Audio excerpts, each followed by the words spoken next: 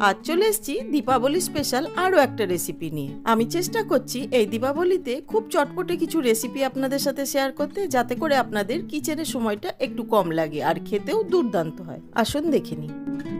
প্রথমে কড়াইতে সাদা তেলের মধ্যে অল্প একটু ঘি গরম করে নিয়ে দিয়ে দিচ্ছি দারচিনি, ইলাইচি, লবঙ্গ, সাথে দিয়ে দিচ্ছি জয়িত্রী, জায়ফল আর দুটো রসুন কোয়া দিয়ে ভালো করে ভেজে নিচ্ছি। এবার দিয়ে দিচ্ছি পেঁয়াজ কুচি আর চেরা কাঁচা লঙ্কা। পেঁয়াজটাকে খানিকক্ষণ ভেজে নিয়ে দিয়ে দিচ্ছি প্রায় 2 চামচ মতন আদা, রসুন, কাঁচা লঙ্কার পেস্ট দিয়ে খানিকক্ষণ ভেজে নিচ্ছি।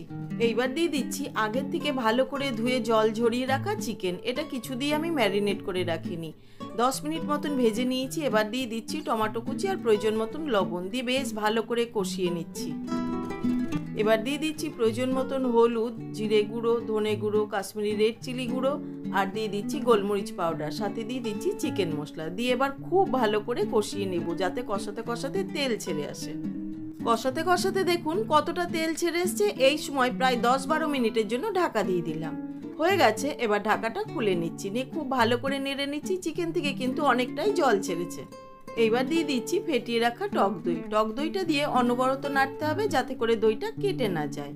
কষাতে কষাতেই চিকেনটা খুব ভালো মতন গলে যাচ্ছে, একদম হাড়ের থেকে ছেড়ে আসছে। এই সময় টক দইয়ের বাটিটা ধুয়ে অল্প একটু গরম জল দিয়ে দিলাম, দিয়ে খুব ভালো করে নেড়ে মিশিয়ে 2-3টে কাঁচা লঙ্কা দিয়ে দিচ্ছি। এইবার দিয়ে দিচ্ছি অল্প একটু চিনি, গরম মশলার পাউডার দিয়ে খুব ভালো করে নেড়ে মিশিয়ে আরও 3-4 মিনিট মতন ফুটিয়ে নিলেই রেডি। এবার গ্যাসটা অফ করে একটি সার্ভিং বোলের মধ্যে সার্ভ করে দিচ্ছি।